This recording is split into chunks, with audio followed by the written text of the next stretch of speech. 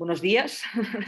Bienvenidas y bienvenidos a esta tercera conferencia del ciclo de conferencias que organiza la cátedra de, a ver si lo digo bien, Transición Energética, creo que es de la Universidad, Transición Urbana Energética de la Universidad Politécnica de Valencia y el Instituto Ingenio, que es un instituto mixto del CSIC y la UPV.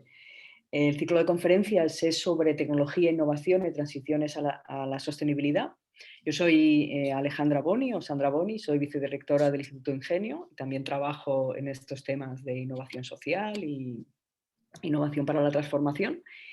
Y bueno, hoy tenemos el gran honor y el gusto de que participe en nuestro ciclo de conferencias la profesora Vanessa Castambroto, que es de Huesca, es producto de aquí, de la tierra, pero ha desarrollado yo creo que casi toda tu carrera, ¿no?, académica en Reino Unido, en diferentes lugares. Yo te conocí cuando eras profesora en el Development Planning Unit, ¿no?, en Londres, en la UCL, y ahora eres profesor de urbanismo climático en la Universidad de Sheffield. Creo que la trayectoria de Vanessa es súper interesante, todas las investigaciones que ha hecho y un poco lo que ha aportado al urbanismo climático.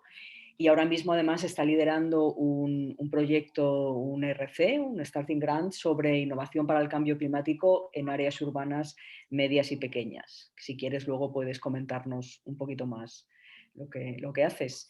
Y nada, cuando quieras puedes comenzar la presentación, más o menos media hora, y luego ya abrimos el turno de preguntas y con las personas que asistan. Muchas gracias, Sandra. Sí, yo también me acuerdo mucho de cuando viniste a Londres, al UCL, que nos diste una charla súper, que en ese momento nos influyó mucho por la necesidad de enfocarse a las metodologías y la ética de participación. Me acuerdo bastante de ese momento. Pero en fin, hoy no hablaré mucho de eso, aunque sino más de este tema de el reto de la infraestructura urbana en la época del cambio climático. Y lo que querría decir primero de todo es que estas cuestiones, o sea, yo voy a España muy a menudo y hablo con mi familia, pero no hablamos mucho de infraestructura. Entonces, si me atasco por ahí con algún concepto, ya me perdonaréis. Pero en principio diría que el urbanismo climático emerge como una manera diferente de mirar a la ciudad en un momento en el cual pues, toda nuestra vida está marcada por el cambio climático. Por un lado, pues, estamos en esta disyuntiva de tener que reducir las emisiones de carbono, pero por otro lado ya estamos notando los efectos y los impactos del cambio climático y las nuevas vulnerabilidades que se generan en relación a estos impactos. Entonces, el urbanismo climático en principio emerge como una respuesta a estos retos. Puede ser, una manera de mirar el urbanismo climático es pues, su efecto reactivo, de cómo vamos a encarar este problema. Pero no podemos decir que las transformaciones que responden al cambio climático no van a tener consecuencias. Y lo que podemos empezar a observar con los diferentes ejemplos de urbanismo climático, de respuestas al cambio climático, es que estas se dan de forma que no reducen, sino que incrementan la desigualdad urbana. Entonces, en el grupo de urbanismo climático de la Universidad de Sheffield, una cosa que estamos intentando hacer es no solo entender las respuestas al cambio climático en la ciudad, sino también entender cómo impactan a diferentes poblaciones y a diferentes grupos en la ciudad.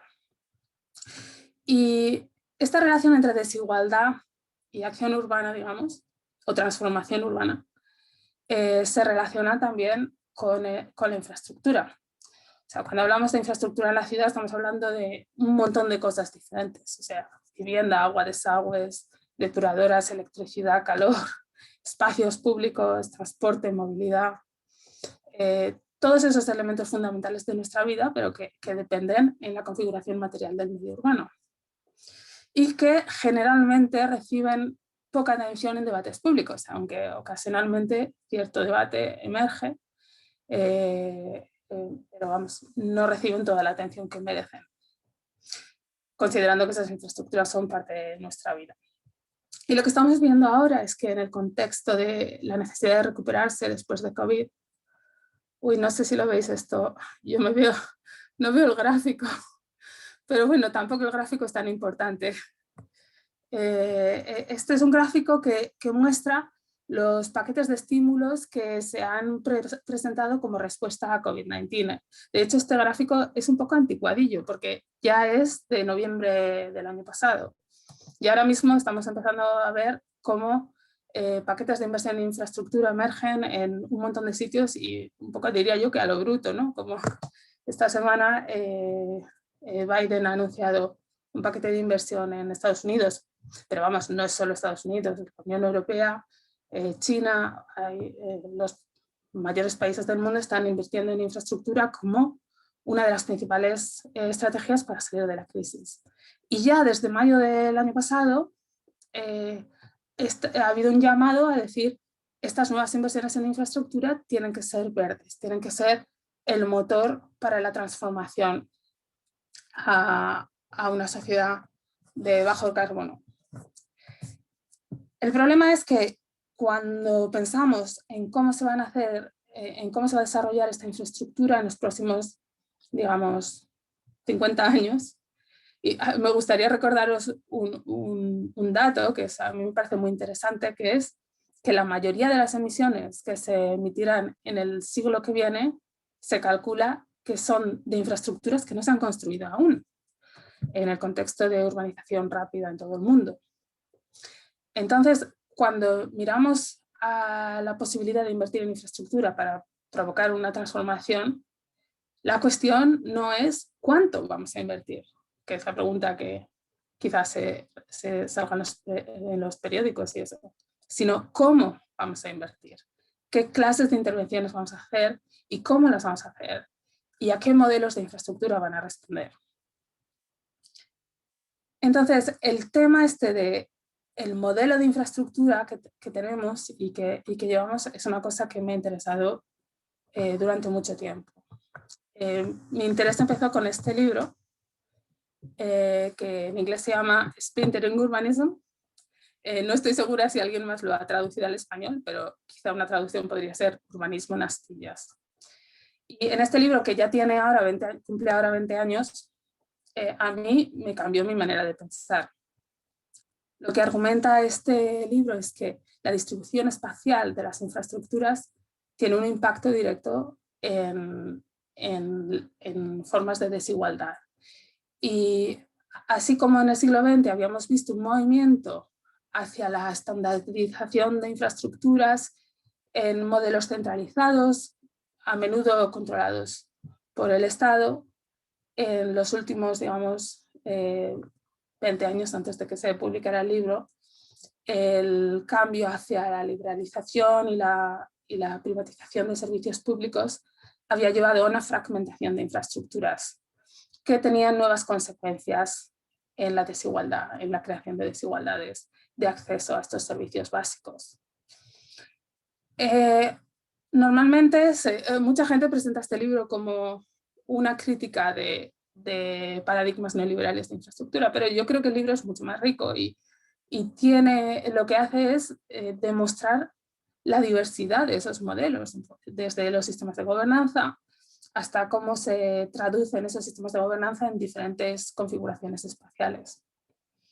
Y lo que me interesó mucho cuando leí el libro es que en la conclusión, brevemente, Graham y Marvin describen diferentes estrategias de resistencia que emergen entre las prácticas cotidianas de aquellos que, no solo los que manejan infraestructura, sino también aquellos que la usan.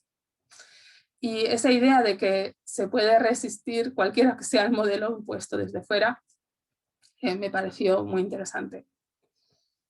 Y es básicamente el punto de partida de mi libro, que se llama Paisajes de energía urbana, que publiqué con Cambridge University Press en el 2019.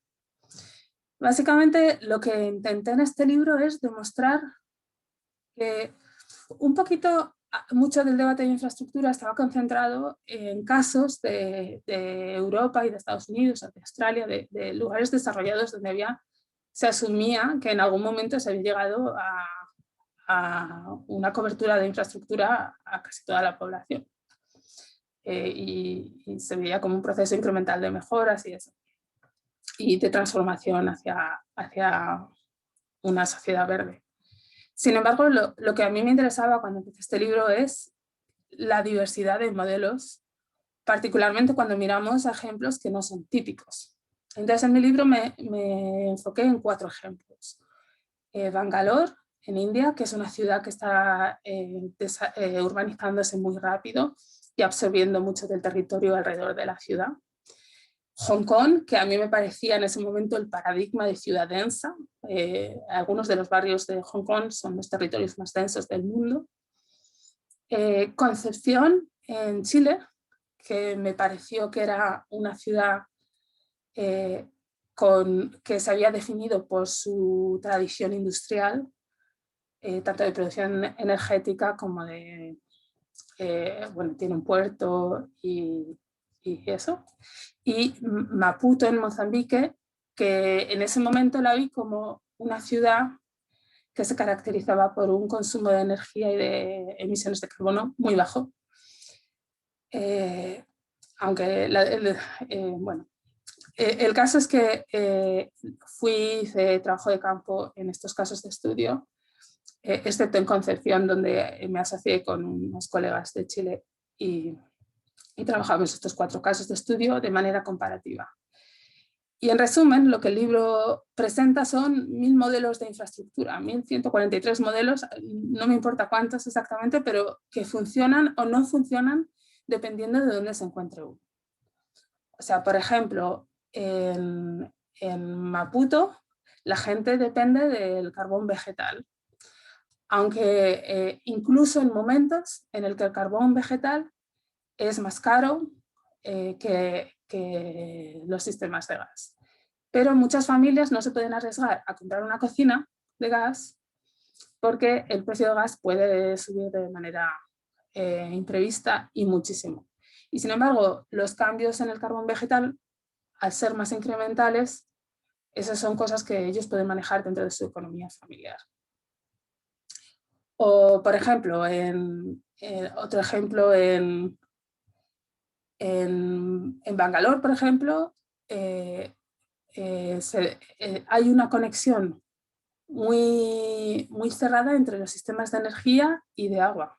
Y así, conforme cambian los objetivos de provisión de agua y de provisión de energía, se reconfiguran los sistemas de energía, con cambios realmente radicales, de cosas que no te puedes imaginar que pueden cambiar tan rápido.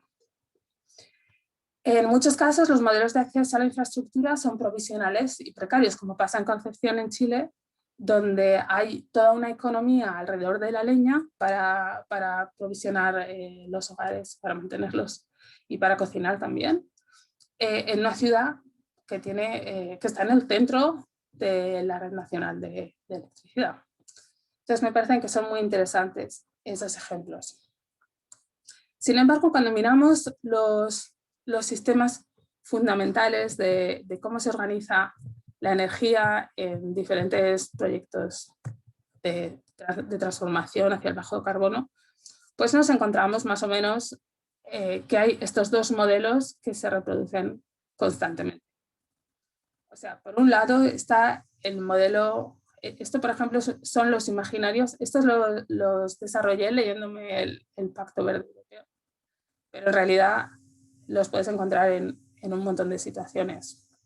O sea, por un lado tienes esta idea de que puedes establecer redes integradas y estandarizadas donde todo el suministro de energía va a depender de la centralización de la producción renovable y donde el gasto público va a ser central para el desarrollo de las infraestructuras. Este tipo de paradigma habla siempre de cosas de coordinación, centralización y tener economías de escala, eficiencia, interconectividad y todo eso. Por otro lado, tienes este paradigma de la energía descentralizada fuera de red, donde el suministro de energía, ideas de, por ejemplo, producción local y comercio entre pares y eso, pues tienen más influencia. Y donde se hace énfasis en la innovación y la experimentación y la inclusión de nuevos sistemas digitales y todo eso. O sea, el énfasis aquí, el énfasis en el modelo de integrado es eficiencia e interconectividad. El énfasis en el modelo de descentralización es flexibilidad, agilidad y resiliencia. Entonces, la cuestión de estos modelos es que, primero, reproducen el dominio de actores públicos y privados. El modelo integrado estandarizado es el modelo de referencia realmente. Y el modelo descentralizado se convierte en una cosa que puedes añadir. Esto limita las oportunidades de hibridación y de experimentación y en eso el sistema de experimentación se limita más bien al medio descentralizado. Y en algunos países esto se traduce en auténticas divisiones geográficas. Iván, por ejemplo, me ha oído algunas veces hablar del caso de Mozambique, donde las ciudades y los centros urbanos, la legislación dice que los centros urbanos se tienen que aprovisionar por el sistema central de electricidad, que tiene su propia organización, su propia electricidad de Mozambique, la compañía eléctrica que lo maneja, y el medio rural, a tantos kilómetros de distancia de la red nacional, se puede usar energía descentralizada. Pero lo que pasa es que cuando tú vas a las ciudades de Mozambique, mucha gente no tiene acceso a la red eléctrica, aunque la tengan ahí, y experimentan con energías renovables y con energía descentralizada. Entonces, esto yo lo veo como una limitación a nuestros modelos de energía y de aprovisionamiento de infraestructura.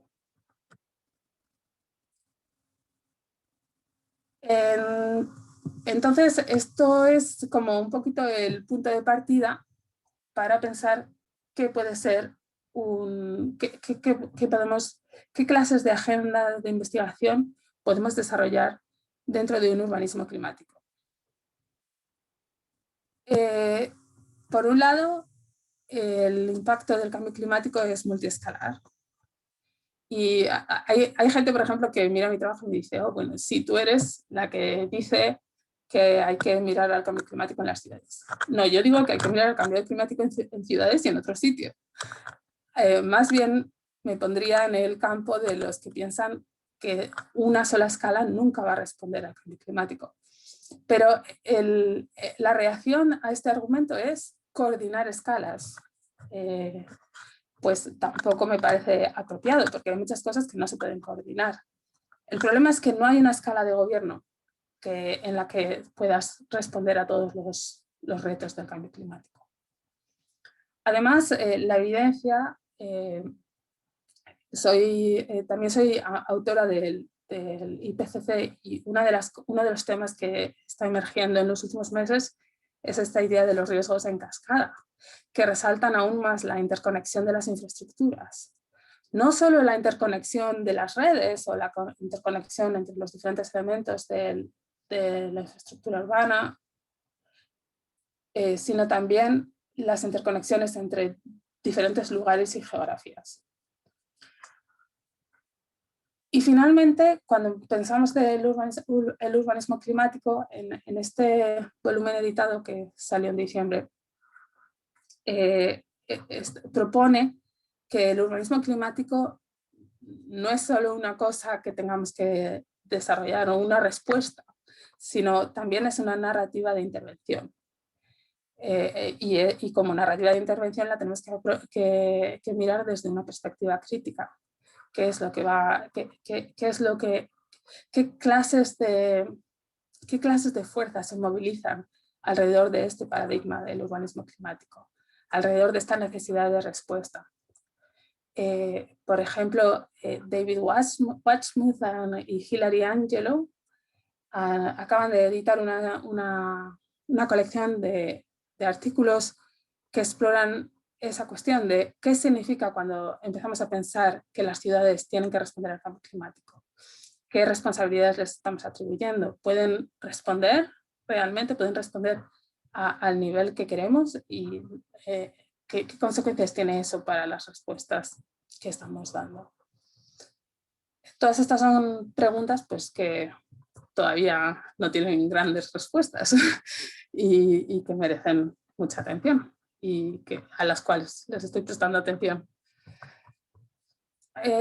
Una de las cosas que me ha llamado mucho la atención en los últimos años es que sea lo que sea, este urbanismo climático que nos estamos enfrentando no es neutral, tiene un impacto muy fuerte. Y de la manera que estamos presentando esta narrativa de cambio climático, no está teniendo todavía un efecto positivo en las ciudades.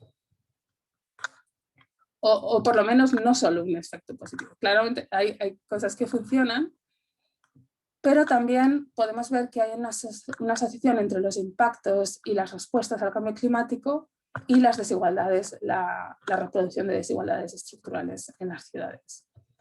Un ejemplo es la cuestión de la gentrificación climática, cuando las intervenciones para el cambio climático provocan el desplazamiento de poblaciones dentro del medio urbano por el incremento del valor de la tierra o la vivienda.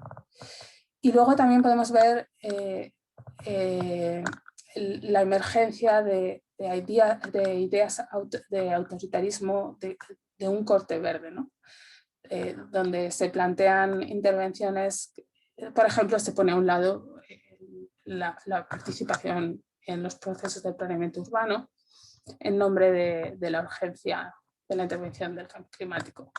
Por ejemplo, estas semanas estamos viendo bastantes debates muy complicados sobre la construcción de carriles bici en el Reino Unido, que quizás no reflejan exactamente cómo son percibidos por diferentes sectores de la población y cómo afectan a diferentes sectores de la población.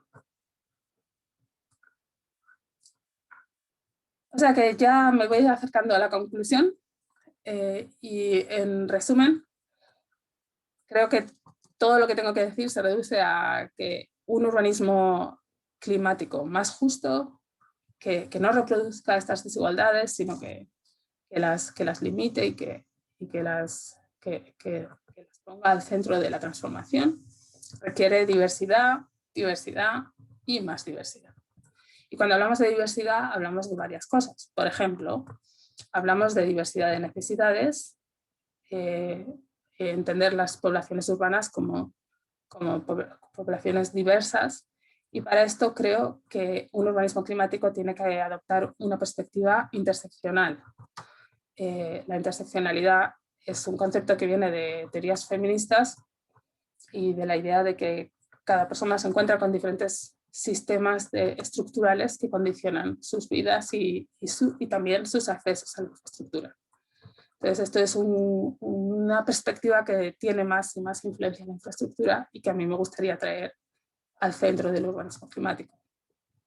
Cuando hablamos de diversidad, también hablamos de diversidad de infraestructuras. Cuando miramos a estos modelos del que estaba hablando arriba, antes, nos reducimos las posibilidades de innovación y quizá limitamos la participación de diferentes actores. O sea, una cosa que hemos visto es que la participación de las comunidades locales en proyectos de energía pues es muy limitada, tiene un montón de barreras en cada sitio diferentes. Y entonces el reconocimiento de configuraciones heterogéneas de infraestructura yo creo que nos lleva a la liberación de espacios de intervención de infraestructuras. Y finalmente, muy importante para mí, creo que tenemos que empezar a apreciar la diversidad de modelos de conocimiento y cómo se traduce esto en diferentes modelos de gobernanza. Al centro de este proyecto, para mí, hay una oportunidad en lo cotidiano. Cuando miré a esas 4 ciudades del libro de Paisajes de Energía Urbana, de las que he hablado antes, una de las cosas que me gustó mucho del proyecto es ver las transformaciones tan radicales que todas esas ciudades habían experimentado en el siglo XX, y algunas de esas emergían de proyectos incluso autoritarios de desarrollo de infraestructura. Aquí la tienes. Pero muchos también seguían patrones más del día a día. Entonces yo creo que cuando entendemos, particularmente en el caso de la energía, cuando entendemos cómo se usa en la vida cotidiana y la vida cotidiana también de aquellos que proporcionan la energía, muchas oportunidades de transformación energética. Esa es la teoría. Luego la práctica es otra cosa. Entonces, en términos de práctica, os quiero contar un poquito dónde me estoy enfocando ahora, dónde estoy poniendo el énfasis en mi investigación y dónde creo que puede encontrarse esas oportunidades relacionadas con la vida cotidiana y relacionadas con diferentes maneras de mirar a la infraestructura. O sea, por un lado, mirando a la diversidad de conocimientos y de modos de gobernanza, me gusta mucho este concepto de la justicia epistémica, el reconocimiento de diferentes formas de conocimiento y cómo procesos de colonización y de explotación han extraído esos conocimientos o los han denigrado o los han separado desde el conocimiento indígena, por ejemplo. También conocimientos locales que reciben muy poca atención. Esta es la perspectiva que estoy desarrollando en el proyecto LOACT del European Research Council, con financiamiento del European Research Council. Y el objetivo realmente es explorar la diversidad de actores públicos, privados y comunidades que responden al cambio climático y cómo hacen eso posible. O sea, es otra vez esa pregunta, no cuánto vamos a invertir, sino cómo vamos a invertir, cómo vamos a hacer que esas inversiones se traduzcan en algo que beneficie a la gente. Y a veces inversiones pequeñas en barrios locales pueden tener un impacto más transformador que grandes proyectos de infraestructura que además crean mucha desigualdad y mucha oposición. Y el otro proyecto que estoy desarrollando en paralelo, que está financiado por el Consejo de Investigación Social y Económica y el Fondo de Investigación para atender a lo que llaman en el Reino Unido Global Challenges, es un proyecto que se dedica a este tema de la interseccionalidad. O sea, ¿qué pasa cuando empezamos a entender la diversidad de las comunidades y cómo esa diversidad se relaciona con los diferentes modelos de provisión de energía? Es un proyecto que se enfoca en desarrollar energía comunitaria, proyectos de energía comunitaria en Etiopía, Malaui y Mozambique. Primero hacer un mapa de qué proyectos ya existen y luego intentar crear un piloto para ver si se pueden hacer las cosas de manera diferente.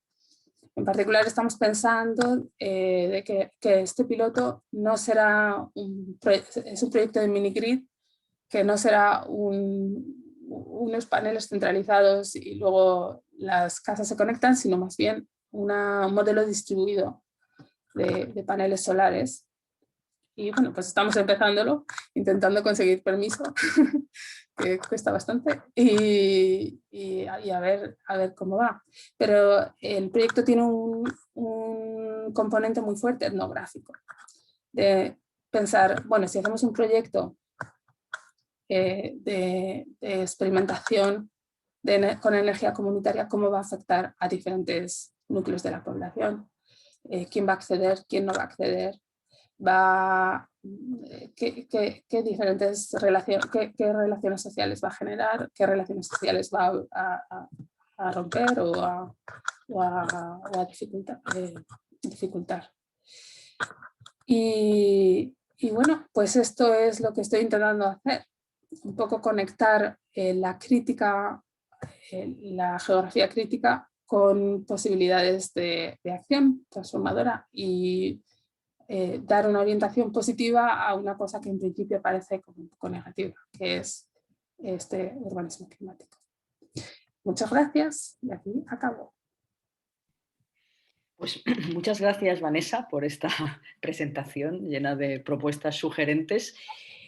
Podemos empezar, si queréis, el turno de preguntas. Podéis hacerlas a través del chat o bien, o bien levantando la mano. Yo intentaré estar pendiente también del Zoom. Y mira, como no hay ninguna en el chat aún, si quieres empiezo yo con una pregunta. A ver si te puedo responder, ¿eh? No, es muy, a mí, vamos, comparto muchísimo de lo que has dicho. Entonces, de cara a mirar hasta qué punto esas propuestas de urbanismo climático están respondiendo o no, ¿no?, a las necesidades de la gente, yo he entendido que para ti algo fundamental es la participación, ¿no? Hablabas de justicia epistémica, de que las personas puedan estar definiendo también, ¿no?, esas soluciones climáticas, pero ¿qué otros criterios te parecerían fundamentales, ¿no?, para ver si de verdad la respuesta que se está dando, ¿no?, con ese concepto tan amplio de infraestructura, que yo creo que entran muchas cosas, es adecuada o no? Sí, bueno, a lo mejor creo, ayer había un debate sobre la definición de infraestructura, en eso creo que no me meto. Pero en términos de la justicia epistémica, obviamente es un concepto amplio. Boaventuras Santos, ahora se me ha ido el nombre, me parece. Pero, ay, que me estoy despistando, lo siento. El caso es que la cuestión central del proyecto es dónde aparecen las innovaciones para el cambio climático y en ciudades y cómo aparecen. Y quizá moverse de una percepción de la innovación como una cosa que puedes presentar en un proyecto gigante, en una ciudad global, con mucho dinero, mucha inversión, y pensar la innovación hacia el cambio climático de manera diferente, como algo que surge en diferentes, no quiero decir solo de abajo arriba, porque puede ser también de arriba abajo, pero que aparecen en contextos particulares. Entonces, esa cuestión de cuáles son las particularidades que generan conocimiento, qué conocimientos endógenos pueden llevar a diferentes maneras de entender las respuestas al cambio climático, de qué manera el conocimiento tradicional se incorpora en la innovación al cambio climático y sobre todo pues la idea de que no tienes que venir con una respuesta preconcebida. Ese también es uno de los aspectos del proyecto CISET de energía comunitaria, porque nosotros decimos, mira, esta es una propuesta que parece muy atractiva dentro de estos países y donde hay una atención dentro de estos países, ya existen proyectos y eso. Pero es una propuesta que sirve a la gente, es una propuesta que se relaciona con las capacidades de la gente, lo que quieren hacer, las necesidades que tienen, las posibilidades industriales de cada país. Entonces, ese es el, digamos, cómo lo enfoco. Pero me gustaría, la verdad, desarrollarlo un poquito más profundamente. Tenemos otro proyecto que está basado en UCL, que igual lo has oído, que es sobre coproducción para desarrollar, para mejorar la igualdad urbana. Y en ese proyecto miramos qué actividades de coproducción del conocimiento, donde tienes diferentes actores trabajando juntos por un mismo objetivo, pueden llevar a reducir la desigualdad. Y hay también varios experimentos. Un experimento muy interesante que lleva el equipo de Kampala de la Universidad de Makerere es sobre comunidades que recogen basuras y las convierten en briquettes para provisionarse con energía y para mejorar el acceso a la energía para cocinar y eso. Y es muy interesante porque tiene muchas contradicciones, porque de repente la gente se encuentra que reusar la basura tiene consecuencias directas en su salud y todo eso. Entonces tienes ese problema, ¿no? Que tienes un modelo de conocimiento, unas posibilidades, pero cómo vas a aplicar esas posibilidades en cierto contexto. Sí, he respondido bien, un poquito ahí flash. ¿Quién se anima a participar, a hacer algún comentario? Mira, Marta Olazábal, si quieres hacerlo tú, viva voz. Sí, porque me costaría un poco escribirlo. Muchas gracias, Vanessa, por la presentación, ha sido súper interesante. Tengo una pregunta, bueno, que aunque he leído literatura sobre el tema, todavía me cuesta saber si o cuáles son las diferencias o en tu punto de vista cuáles son las diferencias entre el urbanismo sostenible y el salto al urbanismo climático. En toda esta descentralización de la acción, ¿crees que ha habido alguna diferencia? O sea, entre cómo se han tratado esta experimentación en las infraestructuras bueno, pues en la época del urbanismo sostenible y ahora en lo que estamos conceptualizando como el urbanismo climático. ¿Crees que existe alguna diferencia o cómo? Sí que hay diferencias y me parece la pregunta súper interesante. De hecho, a veces es como, bueno, yo una de las cosas que creo que Marta, que a mí me has oído argumentar alguna vez, es que hay una historia de desarrollo sostenible a nivel local que revela muchas de las contradicciones del urbanismo sostenible y que deberíamos aprender de eso. No deberíamos pensar que el urbanismo climático es una cosa completamente nueva que no tiene nada que ver con lo que ha pasado. Pero una cosa muy importante del urbanismo climático es que de alguna manera puede ser muy diferente, porque tiene unos actores muy diferentes interesados en el urbanismo climático. Por ejemplo, ahora tienes compañías aseguradoras y otros actores mirando a la ciudad de manera muy diferente, ¿no? En términos de riesgo y en términos y con diferentes montos. Y luego también está el tema de moverse de una concepción local de la sostenibilidad a una concepción global, y ahora lo que quizá veamos es una relocalización de ese sentimiento, de ese discurso global de acción contra el cambio climático que se desarrolló a principios del milenio. No sé si te he respondido claramente. Sí, gracias. O sea, era nuevos actores, sí.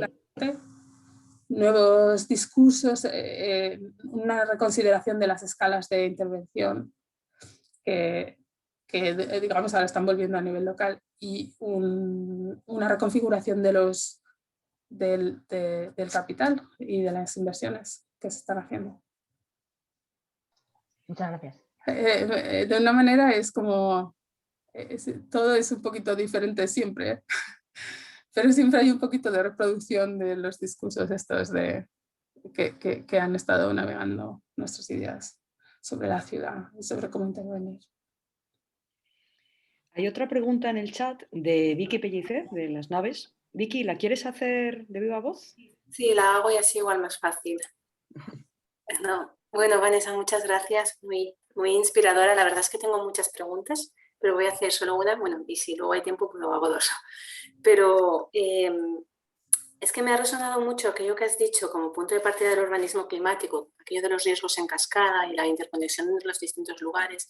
Y una de las grandes preocupaciones que tenemos ahora es a nivel urbano, ¿no? En las ciudades, cómo vamos a hacer todo el despliegue de energía fotovoltaica, por ejemplo, que de alguna manera está yendo al ámbito rural para hacer ese despliegue, ¿no? Y cómo ese despliegue está siendo tanto autoritario y no desarrollándose en diálogo con la gente del campo rural, o sea, la gente del ámbito rural. No sé si... Entonces, mi pregunta era si tú conocías, entiendo que, bueno, esto es un debate que ahora mismo existe, si conocías referencias o iniciativas de algo que se hubiese hecho más desde este enfoque de diversidad, ¿no? O de participación, si conocías algo a que pudiésemos mirar para inspirarnos. Bueno, sí, hay muchos ejemplos de energía comunitaria, eso es lo que me estás preguntando, ¿no? No tanto de energía comunitaria en el ámbito rural, en el ámbito urbano, porque esto hay muchos ejemplos y efectivamente están desde este enfoque más de diversidad y de participación que tú planteas, sino cómo se está desarrollando todas estas iniciativas que plantean desarrollar plantas fotovoltaicas que no caben en la ciudad y se están yendo a los campos a desarrollarlas. Sí. Que entiendo que no es exactamente lo de energía comunitaria, pero sí son aquello que tú planteas de distintos modelos, pues bueno, este es un modelo. Nos puede gustar más o menos, pero es un modelo que está existiendo. Sí, no, ciertamente. Bueno, de hecho hay una literatura muy amplia sobre lo que llaman los paisajes de energía. En mi libro me enfoqué en paisajes de energía urbana, un poco como respuesta a esa literatura, que emergió en el año 2000 o a finales de los 90, porque alguna gente empezó a notar que había muchísima oposición a proyectos renovables. Y los que proponían los proyectos de renovables decían, bueno, esto es el futuro, esto es una cosa tan buena. Y entonces quizá la fuerza del discurso del cambio climático no era tan fuerte, pero se concebían estos proyectos renovables como necesariamente buenos, y la verdad es que sabemos que no lo son, no lo tienen por qué ser, no es una etiqueta que lleven de este proyecto va a ser fantástico. Entonces sí, hay una literatura muy elaborada sobre la oposición a grandes infraestructuras renovables, más sobre los parques eólicos, quizá porque antes, pero ahora ya empiezas a ver de todo, en muchos sitios, en México, en Estados Unidos. ¿Y la literatura dices? Paisajes de energía. Vale, en inglés, ¿no? Landscapes Energy. Sí, pero también tienes mucha gente trabajando en cosas así en España. En España, por ejemplo, ha habido algunos trabajos hablando de las contradicciones de la energía hidráulica. Marina Frolova, de la Universidad de Granada, por ejemplo. El ejemplo que me viene ahí a la cabeza. Pero es un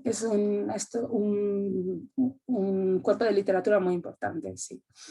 Es importante cuando vemos cualquiera de estas medidas, o sea, con proyectos comunitarios, no es que lo más pequeño sea mejor o lo más grande sea mejor. El problema es que no puedes tener solo un modelo y no puedes tener sistemas de políticos y de regulación que te propongan solo un modelo que puedas proporcionar, porque ese modelo pues en algún momento va a fallar. Pero bueno, también tenemos que pensar que hay gente que, sobre todo en países en desarrollo, está diciendo que cuando empiezas a hablar de múltiples modelos de infraestructura, también lo que estás haciendo es negar un poquito la responsabilidad del Estado como provisor de un servicio universal. Y que en sitios donde los servicios, la falta de servicios es tan acuciante, pues es un problema de justicia también. Entonces, estas cuestiones de justicia es que no se pueden responder directamente, hay que mirarlas en contexto y relacionarlas con la situación en la que se están. Bueno, Victoria, no sé si te he respondido exactamente. Sí. No, o sea, digo, sí, gracias, Vanessa, muchas gracias. Pero ¿querías ejemplos de proyectos de estos a gran escala que sean participativos? Claro, es que yo entiendo un poco de lo que desprende toda tu intervención, en la que estoy totalmente de acuerdo, es que aunque se necesiten distintos modelos, ¿no? Hay como unos criterios irrenunciables, como un poco que creo que iba en la pregunta de Sandra, como los de participación o quizá otros, ¿no? Y bueno, sí, preguntaba si, pero bueno, que revise la literatura esta que comentas y seguro que ahí encontramos más inspiración. Y sí, no, pero estoy de acuerdo que hay ciertos principios pues, que hay que tener presentes. Y, por ejemplo, la respuesta ahora que se está dando es esta historia de la justicia energética, ¿no? Como un punto de partida. A mí me gusta mucho la idea de la soberanía energética, o sea, esa idea de autonomía en la decisión de las decisiones sobre energía. Pero reconozco que el debate en la justicia energética y el mirar la participación, el reconocimiento de una variedad de actores y la distribución de beneficios y de impactos, pues son principios muy importantes. Lo que pasa es que también hay una literatura que dice, sí, pero estos principios vienen de una tradición de pensamiento liberal, sobre todo de los Estados Unidos, con filósofos como John Rawls y eso, que han inspirado con críticas y eso, pero que tenemos que pensar si esos criterios son universales. O sea, sí, estoy de acuerdo, probablemente haya criterios que tengamos que considerar, por lo menos ponerlos en la mesa, pero no ser inflexibles a las maneras diferentes en las cuales el proyecto se puede llevar a cabo. Vale, muchas gracias. Me parece que sí, si mejoro claridad o lo hago peor. No, para nada, gracias. No tengo grandes respuestas, me temo. Tienes una pregunta en el chat de Diana Velasco. Dice, Vanessa, gracias por tan estimulante conferencia. Quisiera tener tu perspectiva sobre la posibilidad de escalar modelos energéticos descentralizados con justicia epistémica e interseccionalidad, de manera que provean de manera efectiva las necesidades energéticas urbanas. ¿Cómo conciliar una gobernanza central con una distribuida? Sí, pues eso es la pregunta del millón. Es la pregunta del proyecto de comunidad de energía comunitaria de CISET y lo intentamos responder tanto recabando ejemplos de proyectos de energía comunitaria que ya funcionan como intentando crear un piloto. Pero aunque no tengo una respuesta exacta de cómo hacerlo, creo que en diferentes contextos, diferentes modos de afrontarlo pueden aparecer.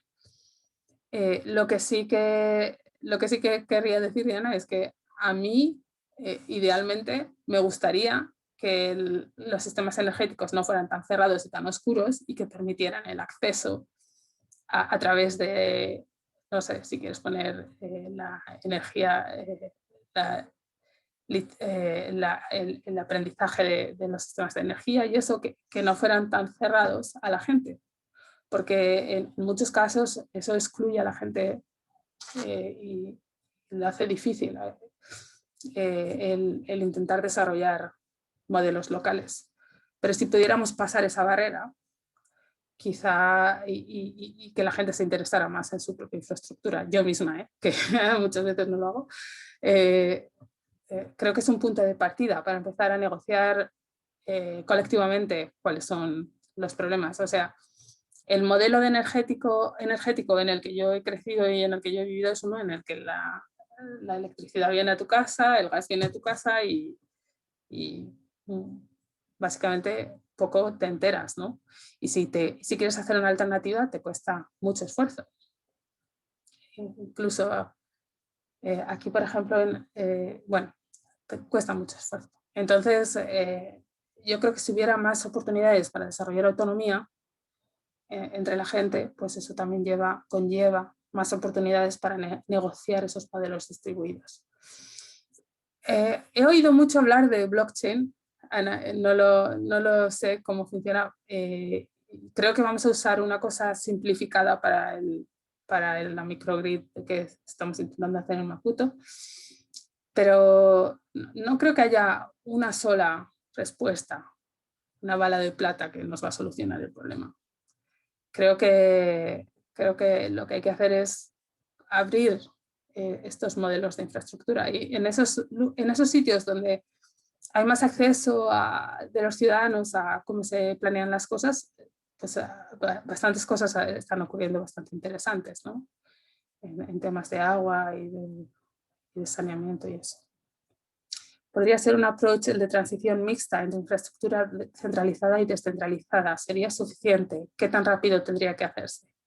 Sí, Diana, bueno, yo diría que tiene que ser una transición entre varios modelos, no solo centralizada y descentralizada, porque esos son solo dos, es como un eje de diferenciación de infraestructura, pero hay otro también, porque por ejemplo tiene que ser provisión privada o provisión pública, o tienes diferentes ejes donde puedes pensar los diferentes modelos de infraestructura que emergen.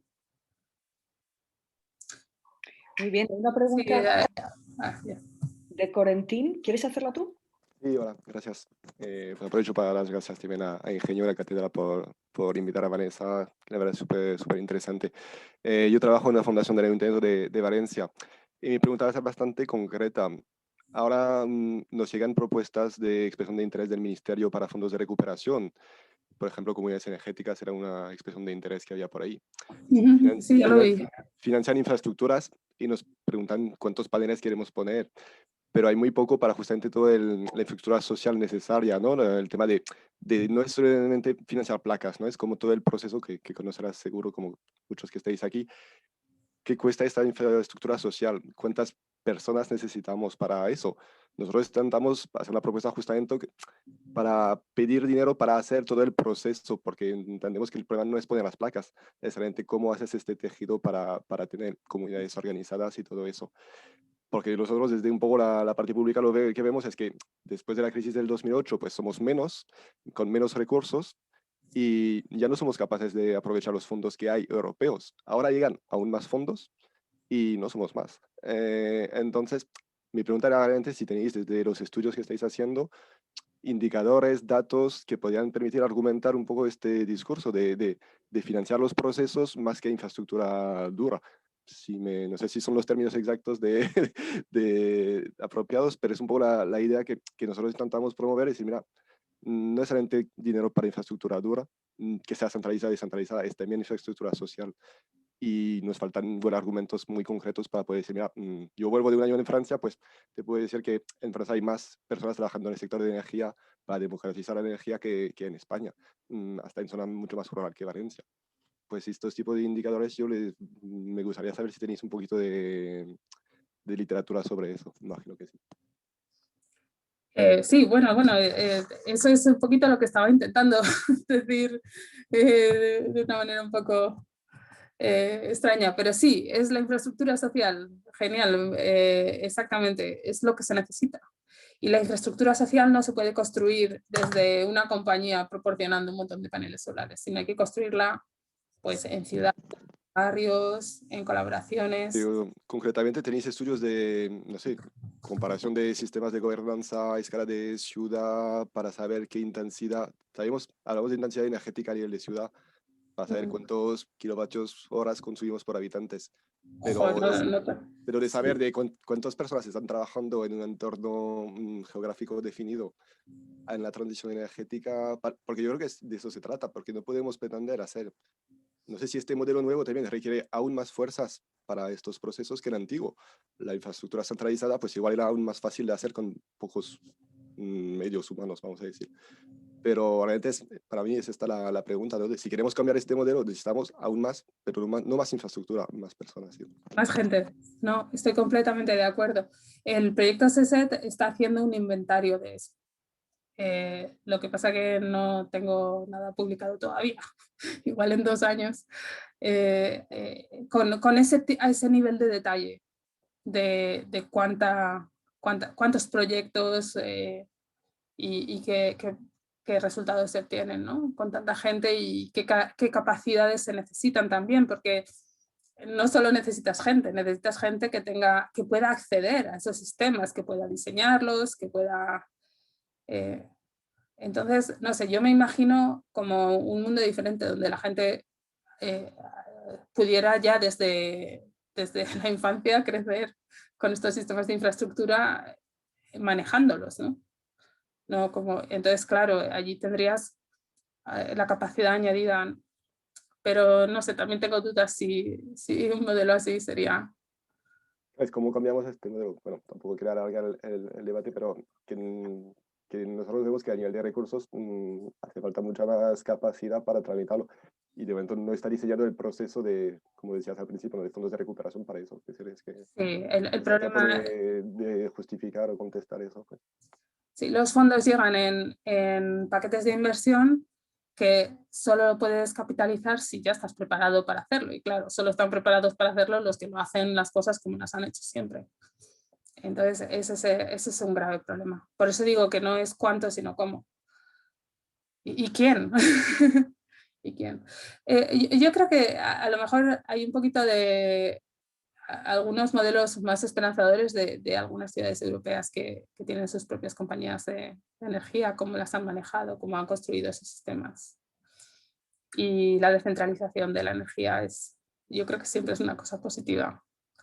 Pero tampoco, también en el proyecto sí se hacen cuestiones que también crean conflictos a nivel local. Entonces tampoco el modelo centralizado, sí, es interesante lo que tú dices, que quizá necesitaba menos capacidad humana, ¿no? Y más ahora con la automatización. ¿Qué significa la automatización para la comunidad de la energía comunitaria? No lo sé. O los proyectos descentralizados de energía, no lo sé.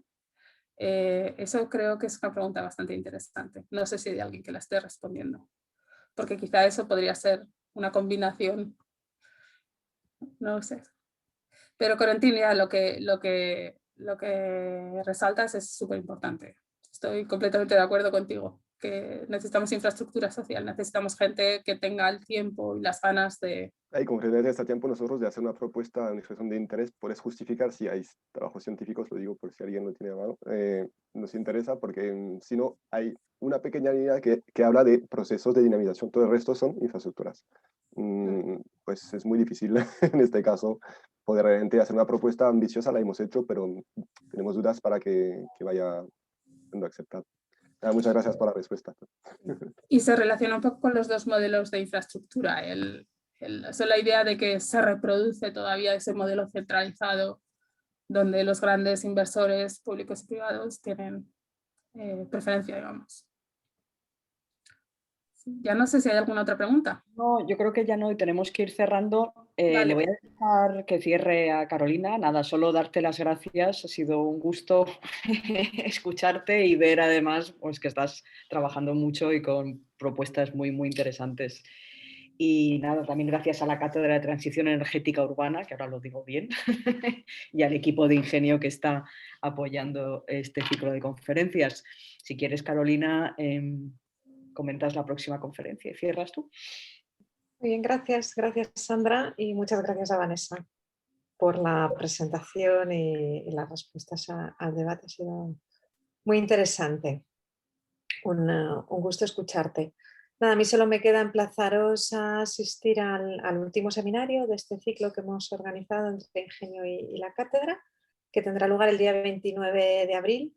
Lo impartirá Aline Kiabay, que es una investigadora senior del Instituto BC3 Research, que está en el País Vasco, y abordará cuestiones sobre salud, cambio climático y urbanismo. Espero que muy pronto podamos ya difundir el resumen.